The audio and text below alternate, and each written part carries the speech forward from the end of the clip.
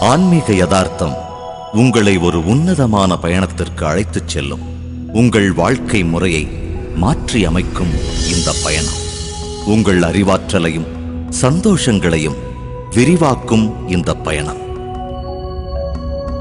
ஆன்மீக யதார்த்தம் தியானம் மற்றும் தியான அனுபவங்களை பற்றியதே. இதை காணும் பொழுது மன அமைதியுடன் பாருங்கள். அதன் ஓட்டத்தில் உங்களை ஐக்கியமாக்கி பாருங்கள். ஆராய்ச்சியில் ஈடுபடாதீர்கள். அதற்குள் முற்றிலுமாக இருத்தல் அவசியம். ஏதாவது மாற்று எண்ணங்கள் தோன்றினால் ஒரு ஆழ்ந்த சுவாசம் பெறுங்கள். அதனுடன் இணைத்துக் கொள்ளுங்கள். இது உங்களுக்காகவே.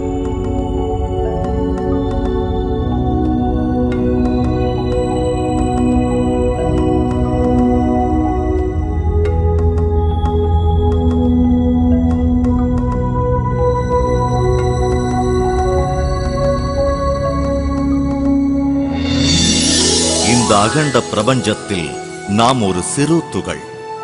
நாம் ஒவ்வொருவரும் தேடுவது நல்ல ஆரோக்கியமான உடல்நிலை, அமைதி, அறிவாற்றல், செல்வம், ஒற்றுமை மற்றும் சந்தோஷமான மனநிறைவு மிகுந்த ஒரு வாழ்க்கை.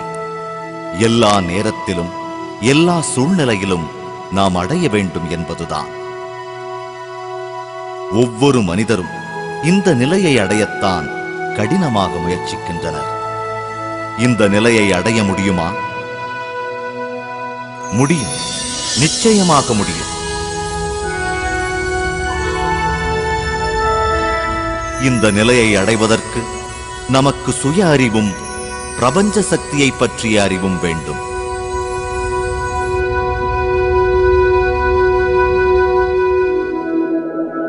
இப்பொழுது நாம் பிரபஞ்ச சக்தியை பற்றி தெரிந்து கொள்வோம்.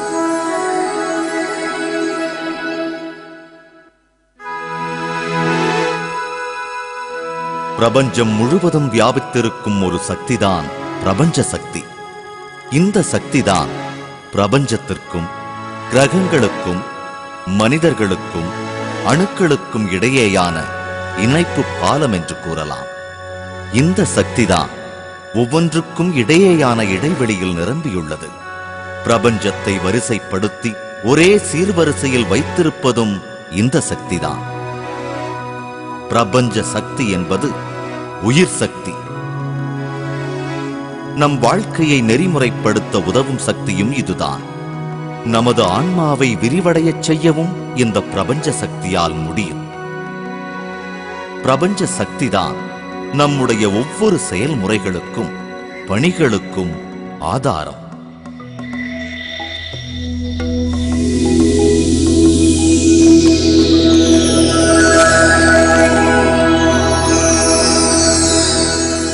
குறைந்த அளவு ஆழ்ந்த உறக்கத்திலும் பூரண அமைதியிலும் இந்த சக்தியை பெறலாம். நமது அன்றாட பணிகளுக்கு இந்த சக்தியைத்தான் பயன்படுத்துகிறோம். பார்ப்பதற்கு, பேசுவதற்கு, கேட்பதற்கு, யோசிப்பதற்கு மற்றும் நம் உடலின் எல்லா செயல்களுக்கும் பிரபஞ்ச சக்தியைத்தான் உபயோகப்படுத்துகிறோம். உறக்கத்தின் பொழுது நமக்கு கிடைக்கும் குறைவான பிரபஞ்ச சக்தி நம்முடைய அன்றாட பணிகளுக்கு போதுமானதாக இல்லை. அதனால்தான் நாம் களைப்படைந்து சோர்வடைந்து ஒருவித பதட்டத்துடன் காணப்படுகிறோம். இதன் காரணமாகத்தான் மனசோர்வு, உடல் உபாதைகள் மற்றும் எல்லாவித நோய்களுக்கும் ஆளாகிறோம். இந்த அவஸ்தைகளிலிருந்து நாம் வெளிவர நமக்கு இன்னும் அதிகமாக பிரபஞ்ச சக்தி தேவைப்படுகிறது.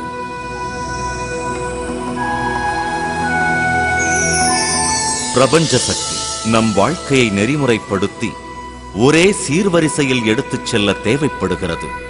ஆரோக்கியமான சந்தோஷமான வாழ்க்கையை பெற தேவைப்படுகிறது. நாம் மேற்கொள்ளும் ஒவ்வொரு பணியிலும் முழு ஈடுபாட்டுடன் நம்மை ஈடுபடுத்திக் கொள்ள தேவைப்படுகிறது. நம்முடைய அறிவாற்றலை அதிகரித்துக் கொள்ளவும் இறுதியாக நம்முடைய உள்ளுணர்வை பரந்த நோக்கத்தில் காணச் செய்யவும் இது உதவுகிறது. தியானத்தின் மூலமாகத்தான் இந்த பிரபஞ்ச சக்தியை அபரிவிதமாக பெற முடியும்.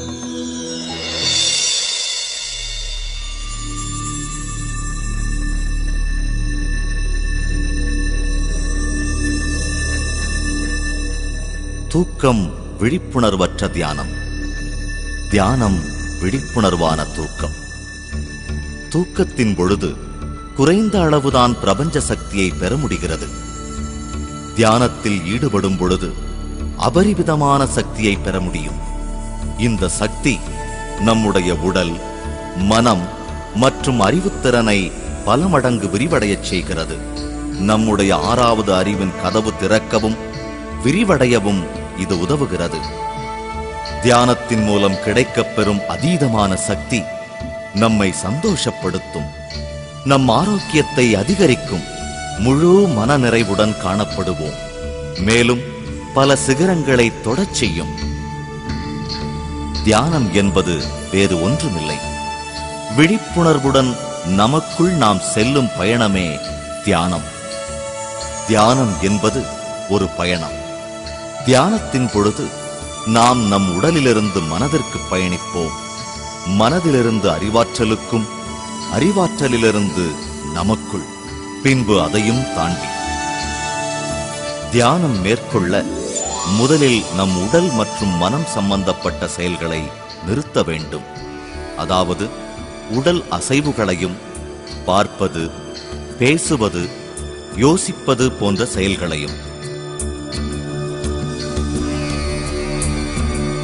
தியானம் செய்யும் முறையை நாம் தெரிந்து கொள்ளலாம்.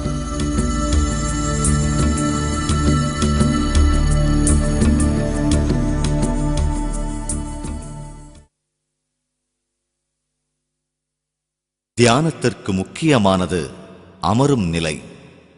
எந்த முறையிலும் அமர்ந்து கொள்ளலாம், நமக்கு சௌகரியமான முறையில். அதே சமயத்தில் அசைவின்றி ஒரே இடத்தில் அமர்ந்து கொள்வது முக்கியம். தரையில் அமர்ந்து கொண்டோ அல்லது நாற்காலியில் அமர்ந்து கொண்டோ தியானம் மேற்கொள்ளலாம். நமக்கு எந்த இடத்தில் அமர்ந்து கொண்டு தியானம் செய்ய வசதியாக உள்ளதோ அந்த இடத்தில் அமர்ந்து கொண்டு தியானம் செய்யலாம். வசதியாக உட்கார்ந்து கொள்ளுங்கள். கால்களை சப்பனமிட்டுக் கொள்ளுங்கள்.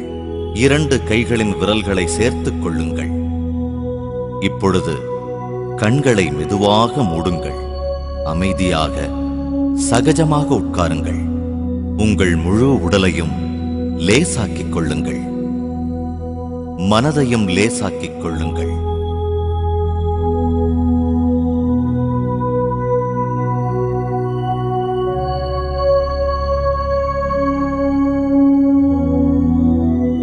கால்களை பின்னி விரல்களை கோர்த்த நிலையில் நமக்கு ஒரு சக்தி வளையம் உருவாக்கப்படுகிறது. கண்கள்தான் நம் மனதின் கதவுகள். அதனால் கண்களை மூடிய நிலையில் இருத்தல் அவசியம். மந்திரம் உச்சரிப்புகள், வேறு உச்சரிப்புகள் மனதின் வேலை. அதனால் இவைகளை நிறுத்த வேண்டும்.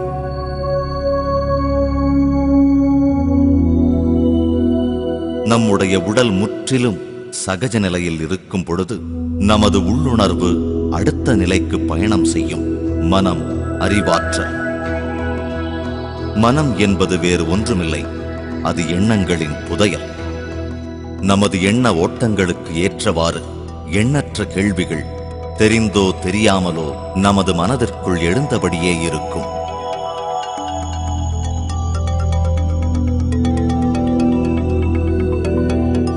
மனதை, அறிவாற்றலை கடந்த நிலைக்கு நாம் செல்ல வேண்டுமென்றால் நாம் நமது மூச்சுக்காற்றை கவனிக்க துவங்க வேண்டும். நமது ஆன்மாவின் இயற்கையான குணம் கவனித்தல். இதனால் நாம் நமது மூச்சுக்காற்றை கவனிக்க துவங்க வேண்டும். மூச்சு விடுவதை ஒரு செயலாக எண்ணி செய்யக்கூடாது. காற்றை உள்ளே இழுப்பதும் வெளியே விடுவதும் நமக்கு தெரிந்து நடக்கக்கூடாது. மூச்சுக்காற்றை சுவாசிப்பதும் வெளியேற்றுவதும் தன்னிச்சையாக நடைபெற வேண்டும். நம்முடைய இயற்கையான சுவாசத்தை கவனித்தல் மட்டுமே போதுமானது. இதுதான் முக்கியம். இதுதான் நம் எண்ணங்கள் சிதறாமல் இருக்க சிறந்த வழி.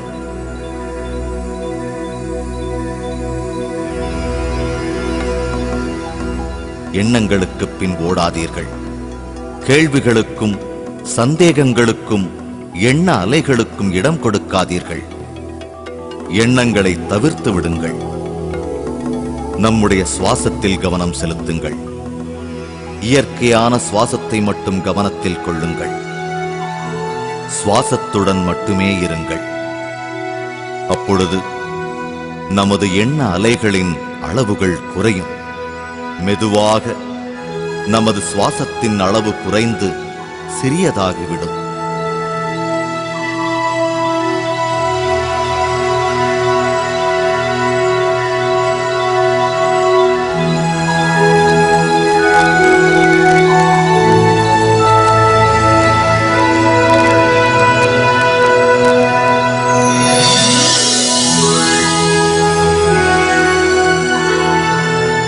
இறுதியில் சுவாசத்தின் அளவு மிகவும் குறைந்து நம் புருவங்களுக்கு இடையே ஒரு ஒளிக்கீற்றைப் போல திடப்படுத்திக் கொள்ளும். இந்நிலையில் ஒருவருக்கு சுவாசமும் இருக்காது, எண்ணங்களும் இருக்காது. எண்ணங்களற்ற நிலையில் இருப்பார். இந்த நிலையைத்தான் முழுமையான முக்தி நிலை என்றோ அல்லது எண்ணங்களற்ற நிலை என்றோ கூறுகிறோம். இதுதான் தியான நிலை.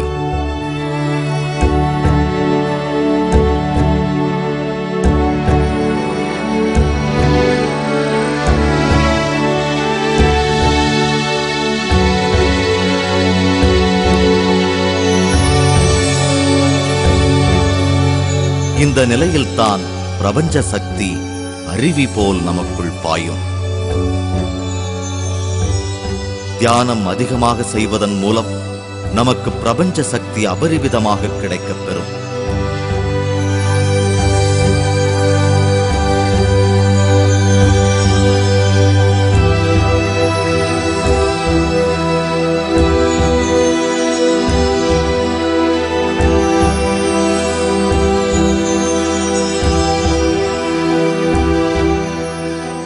பிரபஞ்ச சக்தி உடல் முழுவதும் சக்தி வடிவத்தின் மூலமாக பாயத் துவங்கும். இதை தெய்வீக வடிவம் என்றும் கூறலாம்.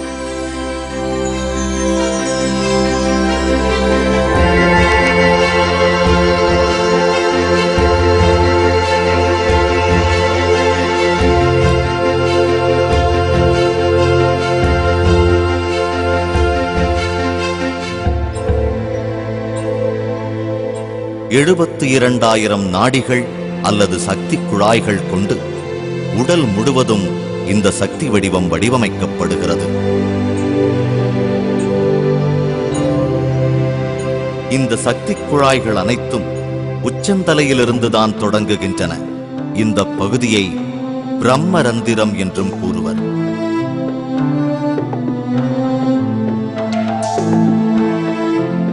இந்த சக்தி குழாய்கள் நம்முடைய உடல் முழுவதும் செடிகள், வேர்கள் மற்றும் இளம் கிளைகள் போல பரவி கிடக்கும்.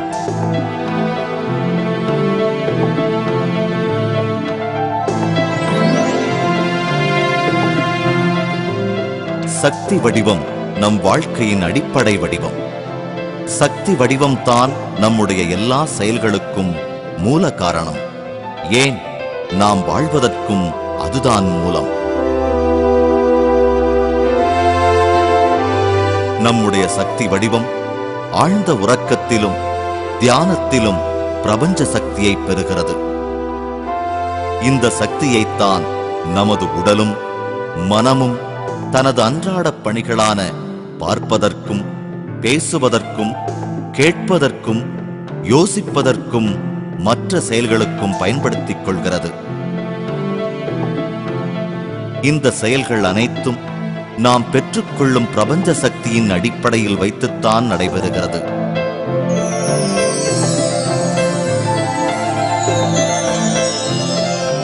நமக்குள் நாம் பெற்றுக்கொள்ளும் பிரபஞ்ச சக்தியின் அளவு நமது எண்ணங்களை பொறுத்ததுதான். எண்ணங்கள் அதிகமாக இருந்தால் பிரபஞ்ச சக்தி பாயும் அளவு குறைக்கப்படுகிறது. நமது எண்ணங்கள் தான் பிரபஞ்ச சக்தியின் பாய்ச்சலுக்கு தடுப்புச் சுவர் போடுகிறது. பிரபஞ்ச சக்தியின் வருகை குறைய குறைய நமது நாடிகள் அல்லது சக்தி குழாய்கள் பழுதடைகிறது. இதன் காரணமாக புலப்படாத வெற்றிடம் நம் சக்தி வடிவத்தில் தோன்றுகிறது. இது நாளடைவில் நம்முடைய உடலில் நோயாக மாறும். மொத்தத்தில் நம்முடைய உடலில் தோன்றும் அனைத்து நோய்களுக்கும் மூல காரணம் நம் உடலில் போதிய அளவு பிரபஞ்ச சக்தி இல்லாததுதான்.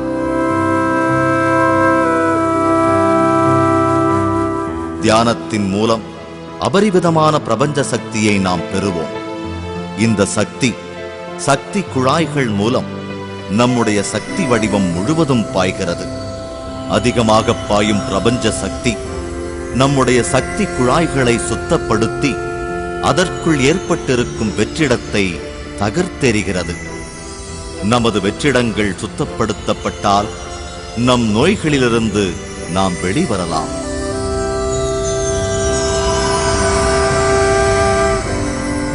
அபரிவிதமான பிரபஞ்ச சக்தி நம் பிரம்மரந்திரத்தில் பாயும் பொழுது நம் தலைப்பகுதியில் ஒரு அழுத்தத்தை உணரலாம், அல்லது நம் உடல் முழுவதும் பாரமாகி விடுகிறது.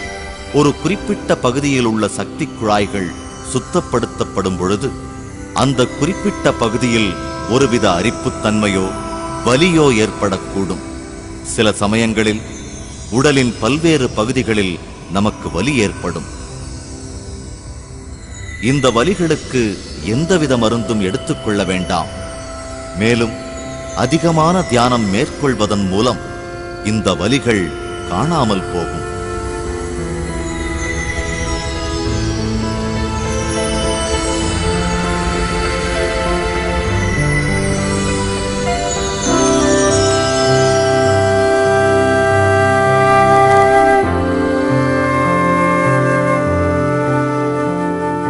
தியானத்தின் மூலம் நாம் அதிக பிரபஞ்ச சக்தியை பெற்றுக்கொள்ள நம்முடைய உடல் உபாதைகளிலிருந்தும் மன அழுத்தத்திலிருந்தும் நாம் வெளிவரலாம்.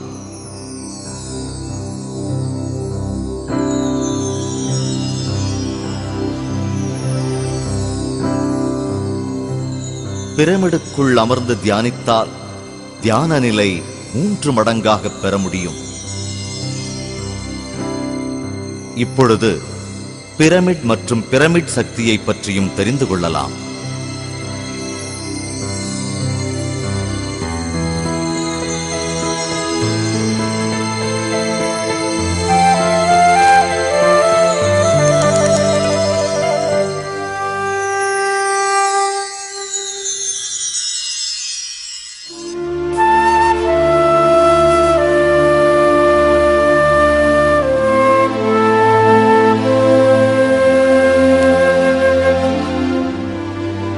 பிரமிட் வடிவம் தான் மிக திடமான வடிவம். பூமி பந்தில் இந்த வடிவத்தில் மிக அதிகமான பிரபஞ்ச சக்தியை பெற முடியும். 52 டிகிரி 51 நிமிடங்கள் கோணத்தில் தான் இந்த பிரமிடுகள் வடிவமைக்கப்படுகின்றன. அந்த கோணம்தான் மிக அதிகமான பிரபஞ்ச சக்தியை பிரமிடுக்கு பெற்றுத் தருகிறது. எந்த விதமான பொருட்களை வைத்துக்கொண்டும் பிரமிடுகளை வடிவமைக்கலாம். வடிவமைக்கப்பட்ட பிரமிடுகளின் பொருட்களுக்கும் நாம் பெறப்போகும் பிரபஞ்ச சக்தியின் அளவுக்கும் சம்பந்தமில்லை. பிரமிடு வடக்கு, தெற்கு, கிழக்கு மற்றும் மேற்கு திசைகளை சரியான வரிசையில் கொண்டு வடிவமைக்கப்பட வேண்டும்.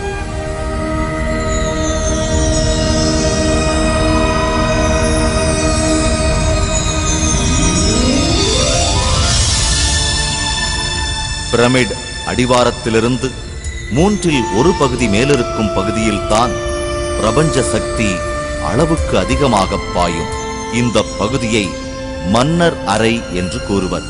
அதிகபட்சமான பிரபஞ்ச சக்தி இந்த மன்னர் அறையிலிருந்து தான் கிடைக்கப் பெறும். பின்னர் பிரமிடின் மற்ற பகுதிகளுக்கும் பிரபஞ்ச சக்தி பரவும். ஒரு கிறிஸ்டலை பிரமிடின் உச்ச பகுதியில் பொருத்தினால் உள்ளே பாயும் பிரபஞ்ச சக்தி பல மடங்கு பெருகி பிரமிட் முழுவதும் சீராக பாயும்.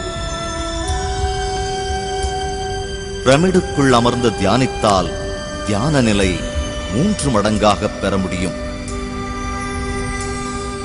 பிரமிட் நமக்கு அடுத்த நிலையில் உள்ளவற்றோடு தொடர்பு கொள்ள உதவும். தியானத்தின் எல்லாவித அனுபவங்களையும் பிரமிடுக்குள் தியானித்தால் பெற்றுக்கொள்ள முடியும். நம்முடைய பல வலிகளுக்கு நிவாரணம் கிடைக்கும்.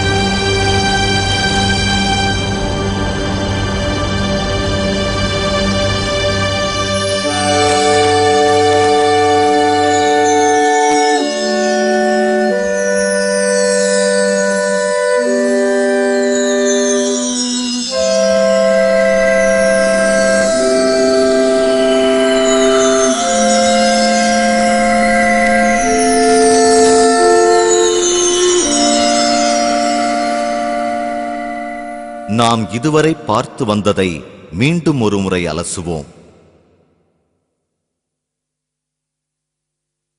தியானம் ஆன்மாவுக்குள் செல்லும் பயணம்.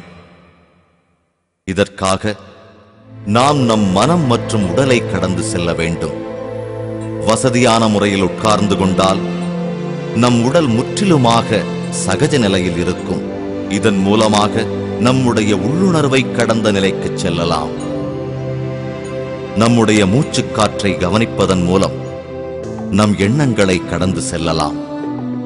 நம் உடலும் மனமும் கடந்து அடுத்த நிலைக்கு செல்லும் பொழுது பிரபஞ்ச சக்தி நமக்குள் பாயும். பிரபஞ்ச சக்தி நம் உடலில் உள்ள உபாதைகளை களையெடுக்கும். இதன் காரணமாக மருத்துவத்தின் உதவியின்றி நாம் ஆரோக்கியமாக வாழலாம். பிரபஞ்ச சக்தி அதிகம் பெறுவதன் மூலம் நமது மனதுக்குள் ஒளிந்திருக்கும் அழுத்தத்திலிருந்தும் படபடப்பிலிருந்தும் விடுபடலாம். தியானம் செய்வதை நாம் அதிகரிக்க அதிகரிக்க மனம் சாந்தமடையும். பல புதிய இடங்கள் கிடைக்கப் பெறும். இதன் மூலம் நமது ஞாபகத்திறனும் அதிகரிக்கும். தியானம் செய்வதை நாம் அதிகரிக்க அதிகரிக்க நமது புரிதலின் அளவு அதிகரிக்கும். ஒருவருக்கும் மற்றொருவருக்குமான உறவில் நல்ல முன்னேற்றம் ஏற்படும். தியானம் நமது குடும்ப வாழ்வின் சுகங்களை அதிகரிக்கும். மனதில் அமைதி பிறக்கும். திடமான உடல் நிலையையும் நிம்மதியையும் தியானம் பெற்றுத்தரும். நம்முடைய எல்லா கேள்விகளுக்கும் விடை கிடைக்க தியானம் உதவும். இந்த அதிசயங்களை பெறவும் மேலும் கிடைக்கவும் தியானம் அனுதினமும் மேற்கொள்ள வேண்டும். எந்த இடத்திலும் அமர்ந்து கொண்டு தியானிக்கலாம். ஒரு நாளின் எந்த நேரத்திலும் தியானம் செய்யலாம். பயணத்தின் பொழுது கூட. தன்னுடைய வயதை ஒத்த நேரத்திற்கு தியானம் மேற்கொள்ள வேண்டும். உதாரணத்திற்கு ஒரு 30 வயது மனிதர் தியானம் செய்ய வேண்டுமானால் குறைந்தபட்சம் 30 நிமிடங்களாவது தொடர்ந்து தியானிக்க வேண்டும்.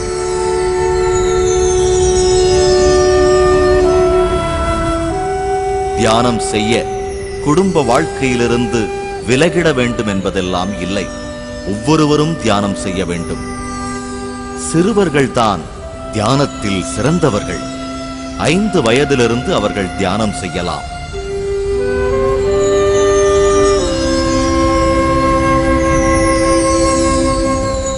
தியானம் பழகுவதற்காக ஒரு குருவையோ அல்லது ஒரு ஆசானையோ தேடிப் போக வேண்டிய அவசியமில்லை.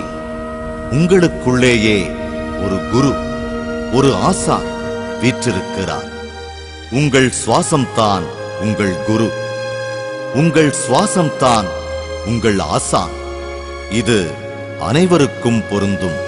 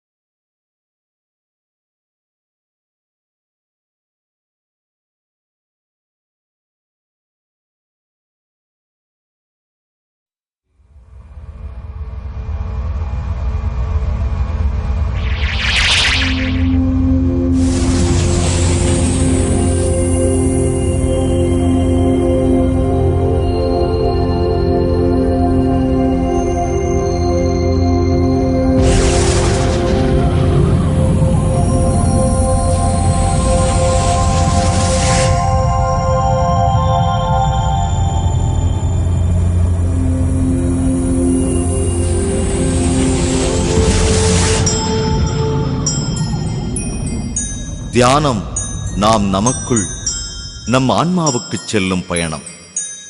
தியான நிலையை பெற நாம் நம் உடல், மனம் இவைகளை கடந்து செல்ல வேண்டும். நம் உடலும் மனமும் கடந்தவுடன் பிரபஞ்ச சக்தி அதிகமாக நம்முள் பாயும். தியானம் செய்வதை நாம் அதிகரிக்க அதிகரிக்க நம் ஆத்ம ஞானம் பெருகும். நாம் இப்பொழுது அறிவு பற்றி தெரிந்து கொள்ளலாம். அறிவு தியானத்தின் மூலம் நமது அறிவாற்றல் விரிவடையும்.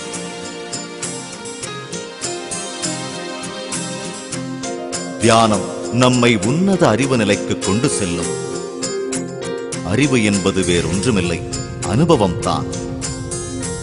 அனுபவம் என்றால் உடல், மனம், அறிவு மற்றும் ஆன்மா இவைகள் சேர்ந்த நிலையில் வாழ்வது.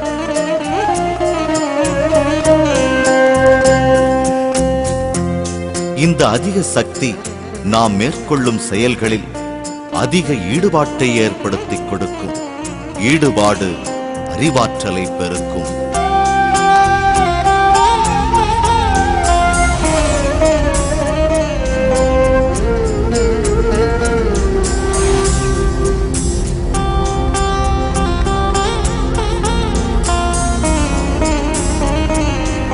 அறிவு பெருகுவதன் மூலம் புரிதலும் ஞானமும் அதிகரிக்கும். இந்த புரிதல் மூலம் நாம் நம் உடல் மற்றும் மனம் மட்டுமே சம்பந்தப்பட்டவர் அல்ல என்பது புரியும். பல அபூர்வ ஆற்றலை பெற்றவர்கள் நாம் என்பது நமக்கு புரியும். நாம் இருக்கும் எல்லா சூழ்நிலைகளும் அறிவாற்றலின் மூலம் அறியப்படுகிறது. புரிதலின் மூலம் நம்முடைய எல்லா பிரச்சனைகளிலிருந்தும் வெளிவர முடியும். அதிக சக்தியும் அதிக அறிவாற்றலும் நம்முடைய உள்ளுணர்வை விரிவடையச் செய்யும். அதிக அறிவாற்றலை அதிகரிப்பதற்கு நாம் ஞானக்கண் மற்றும் அக உடலை பற்றி தெரிந்து கொள்வது மிக அவசியம்.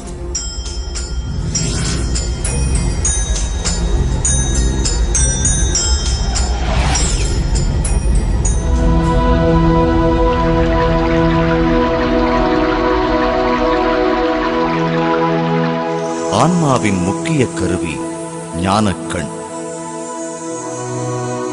அடுத்த நிலையில் உள்ளவற்றை பார்க்கவும், உணரவும், கேட்கவும் இந்த ஞானக்கண் உதவுகிறது.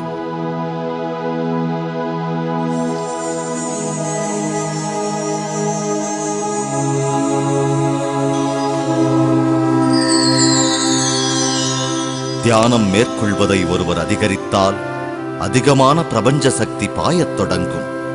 அதிக சக்தி ஞானக்கண் திறக்க வழிவகுக்கும். தியானிப்பவர்களுக்கு ஒரு மறக்க முடியாத அனுபவம் கிடைக்கப் பெறும்.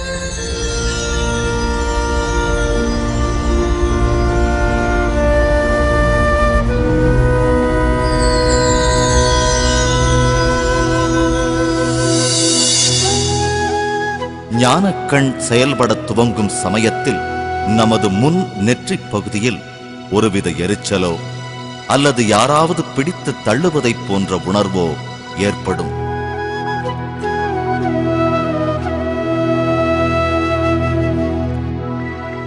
இதுவரை புலப்படாத நம்மை சுற்றியிருக்கும் வண்ணங்களை நாம் காணத் தொடங்குவோம்.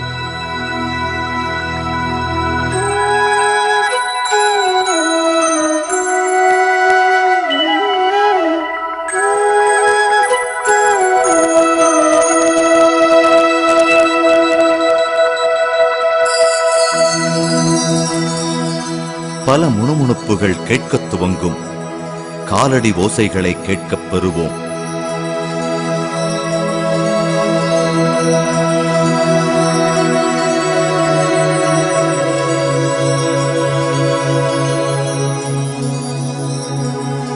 நாம் ஒரு இருட்டான சுரங்கம் வழியாக பயணிப்பதைப் போல் உணர்வோம்.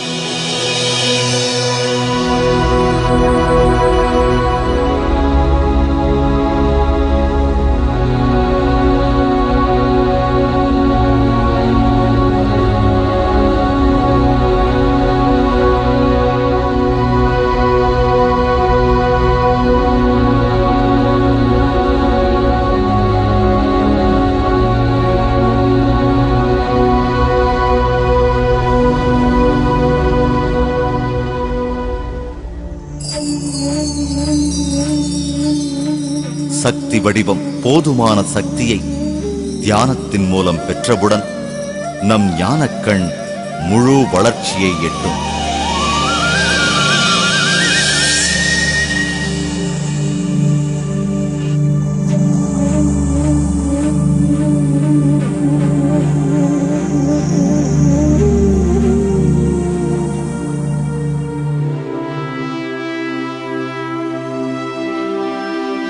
இந்த நிலையில் நாம் நம்மை சுற்றி நடப்பதையும் அடுத்த நிலையில் நடப்பதையும் தெள்ளத் தெளிவாக பார்க்கலாம். ஞானக்கண் முழுமையாக செயல்படும் நிலையில் நாம் நம் கண்கள் பார்க்கும் விஷயங்களை அதிக தெளிவுடன் காணப்பெறலாம்.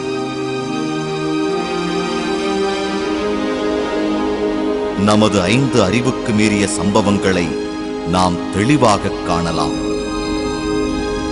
வார்த்தைகளில் அடக்க முடியாத பல புதிய விஷயங்களை நாம் உணரலாம்.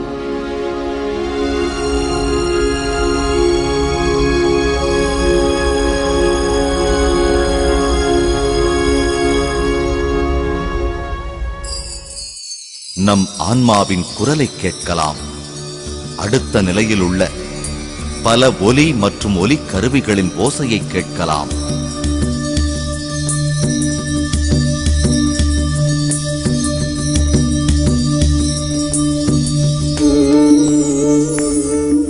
நம்மிடையே இல்லாத பல ஆசான்களை நாம் பார்க்கலாம். நாம் அவர்களை நமக்கு தெரிந்த அதே வடிவத்தில் சந்திக்கலாம்.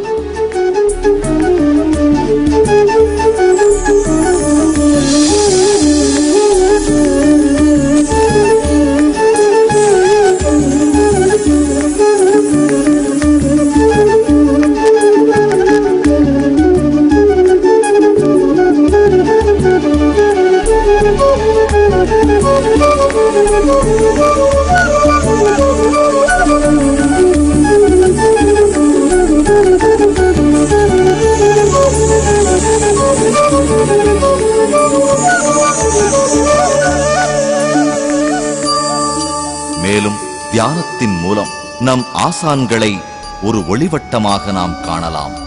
ஒளிக்கீற்றைப் போல் ஆசான்கள் நம் ஞானக்கண்ணுக்கு தென்பட்டாலும் அந்த ஒளிவட்டம் நமக்கு எந்த ஆசானின் ஒளிவட்டம் என்று புரிகிறது. அவர்களுடைய அருள் உரைகளை கூட நம்மால் கேட்க முடியும்.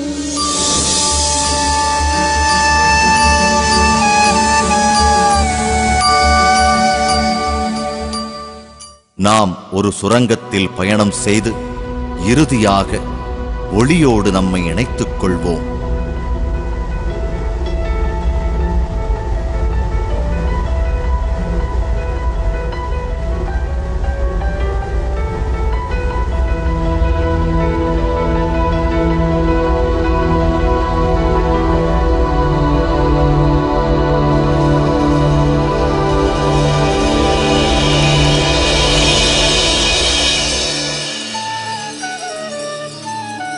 ஞானக்கண் பற்றி தெரிந்து கொண்டதால் நமக்கு நன்மைகள் சில. நம்முடைய பிரச்சனைகளிலிருந்து விடுபட நம்முடைய ஆசான்களின் அறிவுரைகளை கேட்டுப் பெறலாம். அடுத்த நிலையில் உள்ளவற்றை பார்த்தும் உணர்ந்தும் நம் கேள்விகளுக்கு விடைகள் கிடைக்கப் பெறலாம். இதன் மூலம் நம்முடைய செயல்களில் மாற்றம் தோன்றும். நம்முடைய நம்பிக்கைகளில் மாற்றம் பிறக்கும். நம்முடைய புரிதல்கள் மாறும். மூன்றாவது கண் அனுபவத்தின் மூலம் வாழ்க்கை பற்றிய நம் கண்ணோட்டமே மாறும்.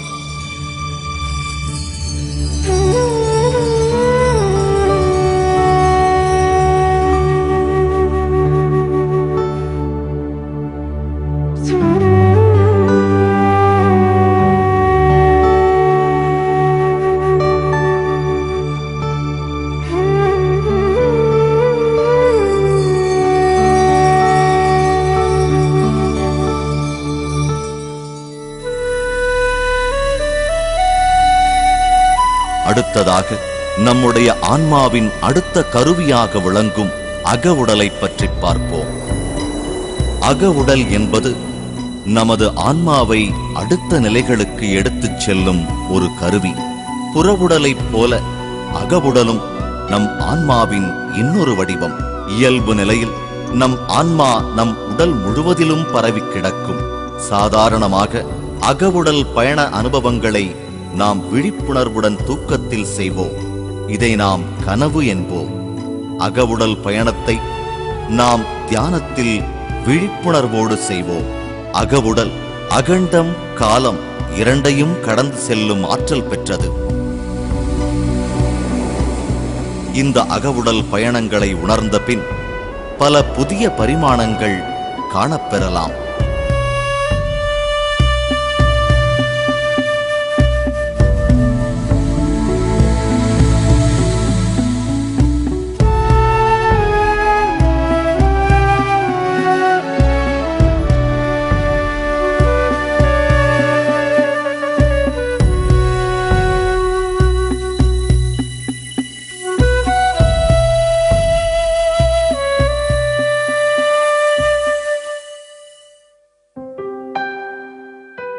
தியானத்தின் மூலம் நாம் அபரிவிதமான பிரபஞ்ச சக்தியை பெற்ற நிலையில் நம் உடலில் பரவி கிடக்கும் அகவுடல் ஒரு புள்ளியை நோக்கி பயணம் தொடரும். இந்த ஆன்மா பயணிக்க துவங்கியவுடன் உடலில் ஒரு நடுக்கம், அசைவு ஏற்படும்.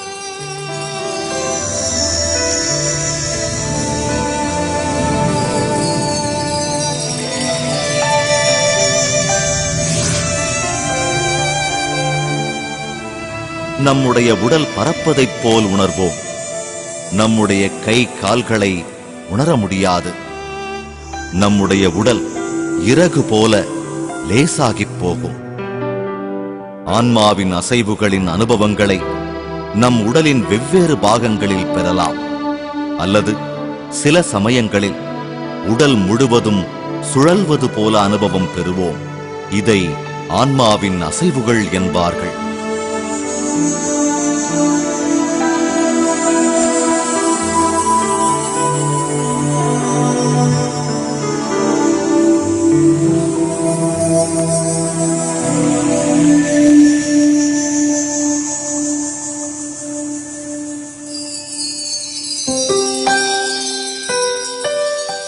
நாம் அதிகமாக தியானிப்பதன் மூலம் அதிகமான பிரபஞ்ச சக்தியை பெறலாம்.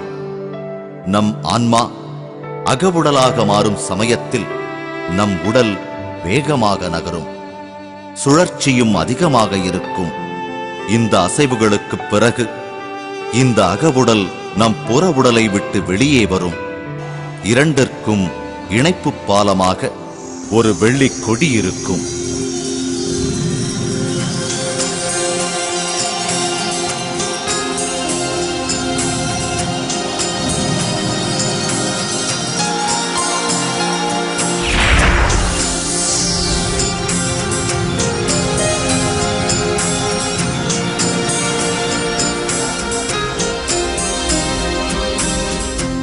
இந்த வெள்ளிக்கொடி என்பது துரிதகதியில் செயல்படும் உள்ளுணர்வு.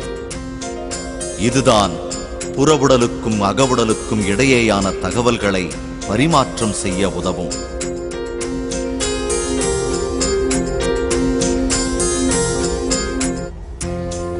இதை வைத்துத்தான் நம் ஆன்மா பயணம் செய்யும்.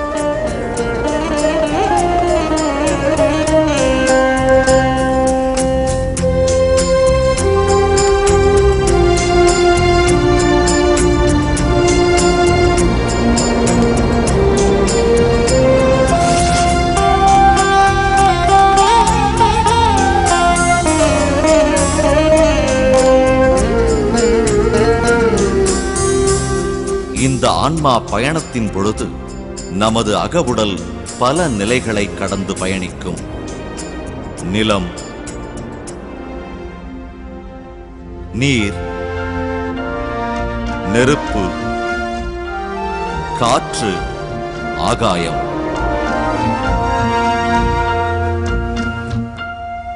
நமது அகவுடல் தங்கு தடையின்றி வேறு பரிமாணங்களுக்கும் பயணம் செய்யக்கூடியது.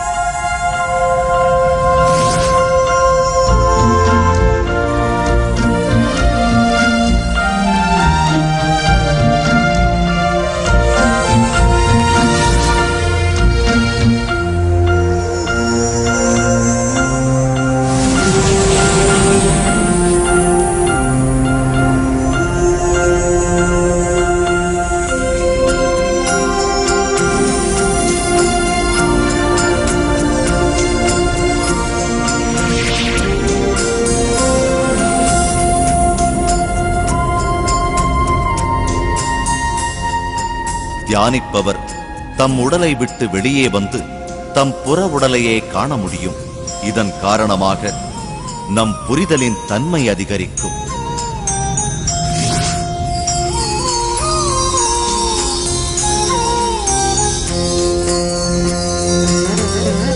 இதன் காரணமாகத்தான் தன் உடல் மற்றும் மனதிற்கு மட்டுமே நாம் சம்பந்தப்பட்டவர்கள் அல்ல என்பது புரியும். உடலில் குடிகொண்டு மட்டுமே இருந்து வருகிறவர் என்பதும் புரியும். இதுதான் உண்மையான புரிதல். ஆன்மாவின் பயணத்தின் அனுபவத்தை ஒவ்வொருவரும் பெற வேண்டும். இந்த ஆன்மா பயணத்தை அதிகமாக மேற்கொண்டால் நாம் ஏற்படுத்தி வைத்திருக்கும் எல்லைகள் காணாமல் போகும். நாம் எல்லையற்றவர்கள் என்பதும் புரிய வரும். இந்த அனுபவங்களின் மூலமாக நான் என்பது ஆன்மா என்பது தெரிய வரும். நாம் எல்லையற்றவர்கள் என்பதையும் அறிந்து கொள்வோம். வாழ்க்கையின் புதிய பரிமாணங்களையும் நாம் கற்றுக்கொள்வோம்.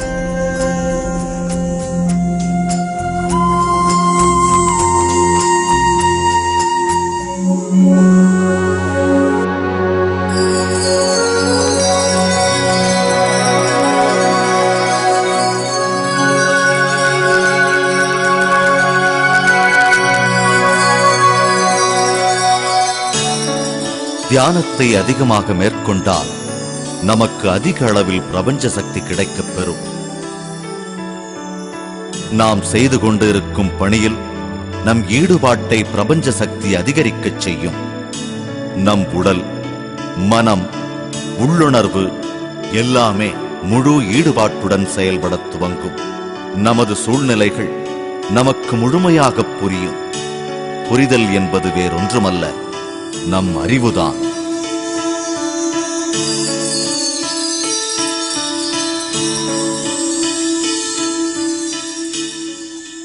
ஒரு மனிதன் அனுபவத்தை மட்டுமே பெறுவான். அந்த அனுபவத்தின் மூலம் கிடைக்கப் பெறும் அறிவாற்றலை காணத் தவறிவிடுவான். காரணம், எல்லா சூழ்நிலைகளையும் அதன் அனுபவங்களையும் தன் புற உடலின் மூலம் மட்டுமே பெறுகிறான். ஆனால் ஒரு தியானிப்பவர் சுழலின் தன்மையை முழுமையாக அறிவார். ஏனென்றால் அவருக்கு தெரியும், தான் உடல் மாத்திரம் அல்ல, ஆனால் உடலில் தங்கியிருக்கிறேன் என்பது. இந்த சூழ்நிலை உருவாவதற்கு காரணம் தன்னை செதுக்கிக் கொள்ளத்தான் என்பது அவருக்கு புரியும். தியானத்தின் மூலம் நமக்கு கிடைக்கும் அனுபவங்களை நம்முடைய அன்றாட வாழ்க்கையில் செயல்படுத்த துவங்கியவுடன் வாழ்க்கையை பற்றிய நம் புரிதலின் தன்மை அதிகரிக்கும். இந்த புரிதல் நமக்கு பல்லாயிரக்கணக்கான கதவுகள் திறப்பதற்கு வழிவகுக்கும். நம் வாழ்வின் புதிய பரிமாணங்களை காணப்பெறலாம். நம் புரிதல், நம் அறிவாற்றல், நம் பார்வை எல்லாமே விரிவடையும். நமது உள்ளுணர்வை நியாயமானதாக்கும். இதன் மூலம் நமக்கு ஞானம் கிடைக்கும்.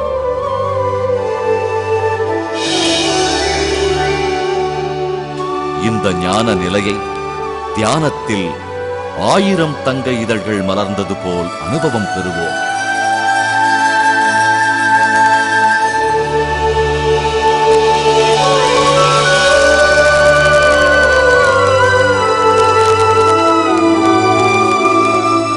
ஒவ்வொரு இதழும் புரிதலின் புதிய பரிமாணம்.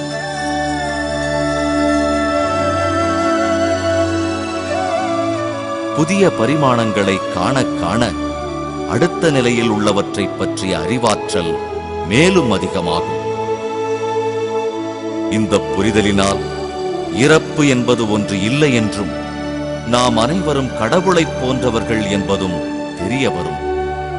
பிறப்பு என்பது என்ன, இறப்பு என்பது என்ன, இதை பற்றியெல்லாம் நமக்கு புரிய வரும்.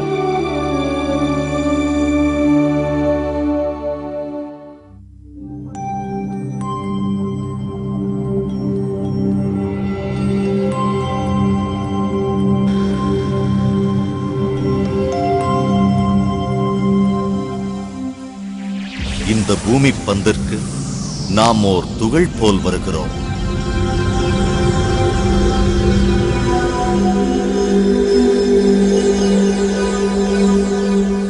ஒரு மூலத்திலிருந்து வரும் பொழுது நமக்கான ஒரு அகவுடலை வடிவமைத்துத்தான் வருகிறோம். இந்த பூமியில் உன்னத அனுபவங்களை பெறவே நாம் வருகிறோம். இந்த அனுபவங்களை பெற கருவை நாமே தேர்ந்தெடுக்கிறோம். நமது பெற்றோர்களையும் சுற்றுப்புறத்தையும் சூழ்நிலைகளையும் நாமே தேர்வு செய்கிறோம்.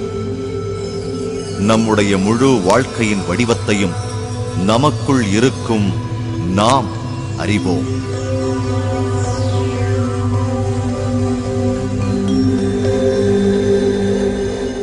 அன்னையை தேர்ந்தெடுத்த பிறகு ஆன்மா என்னும் துகள் அன்னையின் கருவறைக்குள் நுழைகிறது.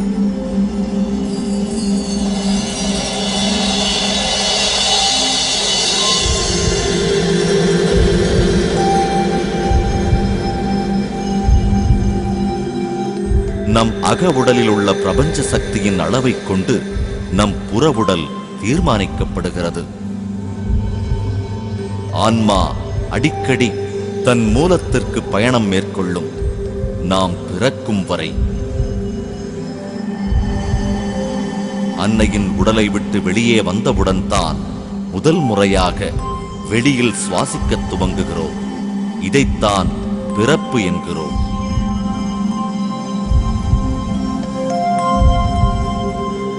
பிறந்த முதல் நாளிலிருந்து 7 வயது வரை மூலத்துடன் இணைந்திருக்கும். மனம் 7 வயதிலிருந்து செயல்படத் துவங்குகிறது. 14 வயதில் முழு வளர்ச்சி அடைகிறது.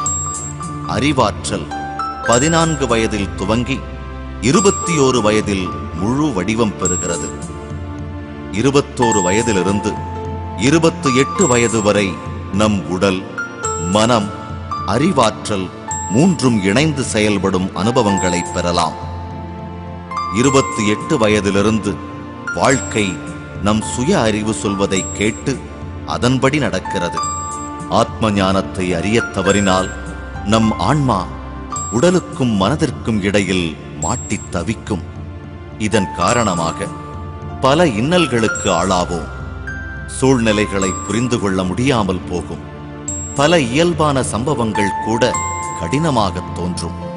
ஒரு இறுக்கமான மனநிலைக்குள் தன்னை ஒளித்துக் கொள்வான். இந்த இறுக்கம் பிரபஞ்ச சக்தி பாய்வதை தடுக்கும். இதன் காரணமாக உடல் உபாதைகள், மன அழுத்தமும் படபடப்பும் தோன்றும். அவனை அறியாமல் நாட்கள் அவனை கடக்கும். அவன் வாழ்வதற்கான நோக்கத்தை புரியாமல் அவதிப்படுவான். நோக்கமும் புரிதலும் இல்லாமல் ஒருவன் வாழத் துவங்கினால் அவன் குழந்தை பருவத்திலிருந்து இளமை பருவத்தை அடைவான். பின்பு முதுமை பருவம் அடைந்து இறுதியில் இறந்தும் விடுவான். இந்த பூமி பந்திற்கு எந்த நோக்கத்திற்காக வந்தானோ அதை நிறைவேற்றாமல் இந்த பூமி பந்தை விட்டு விலகுவான். இதைத்தான் நாம் இறப்பு என்கிறோம்.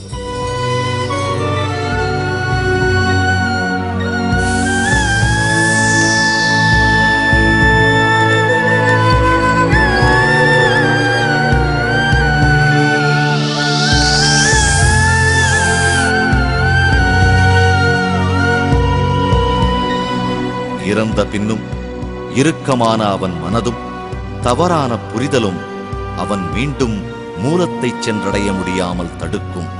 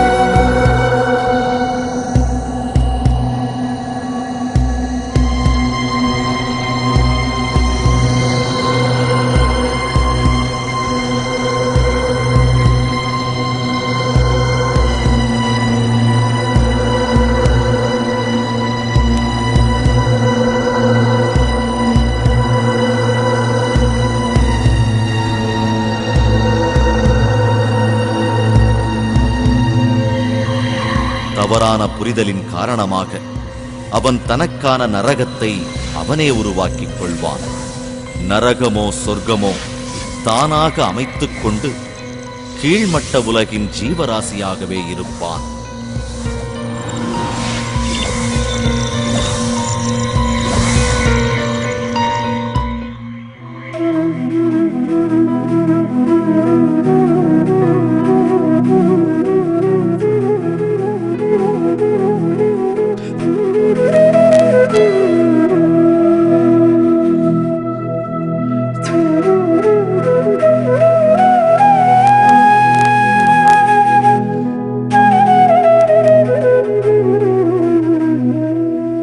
எப்பொழுது ஒருவன் தன் உடல், மனம், அறிவு, ஆத்மாவோடு இணைந்து வாழ்கிறானோ அப்பொழுதுதான் அவன் எல்லா சூழ்நிலைகளிலும் மன நிறைவுடனும் சந்தோஷத்துடனும் காணப்படுவான்.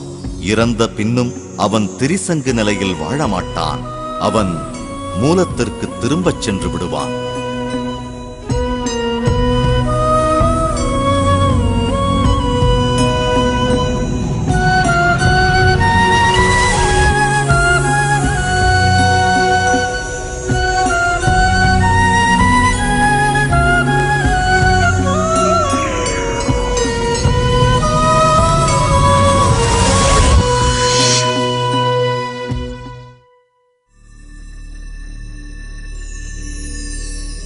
ஞானக்கண் ஆன்மாவின் பயணம், பிறப்பு மற்றும் இறப்பு. இதன் மூலம் நமக்கு அறிவாற்றல் கிடைக்கப் பெற்றால் அந்த அனுபவங்கள் நம் உடல், மனம், அறிவு, நாம் மற்றும் நம் வாழ்க்கை முறையை தெளிவாக புரிந்து கொள்ள முடியும். ஆன்மா என்பது சக்தியும் அறிவும் இணைந்த ஒன்றுதான். ஆன்மா பூமிக்கு வருவதன் நோக்கம் அதிக அறிவாற்றலும் சக்தியும் பெறுவதற்காகத்தான். இதன் மூலம் ஆன்மா படைப்பாளியாக மாறுவான். இந்த புரிதலை நாம் தெரிந்து கொண்டு வாழ்ந்தால் இந்த பிரபஞ்சத்தை பற்றி முழுமையாக அறிந்து கொள்ளலாம்.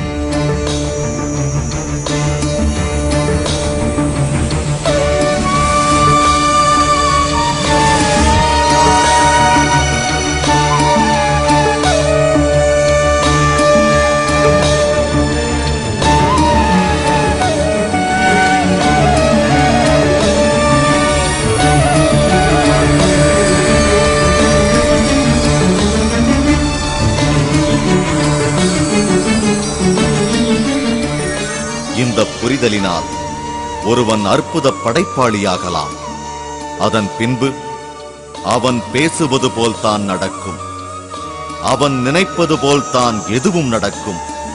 அவன் செய்வதெல்லாம் சிறந்த படைப்பாக மாறும். இதுதான் ஒளிச்சுற்று.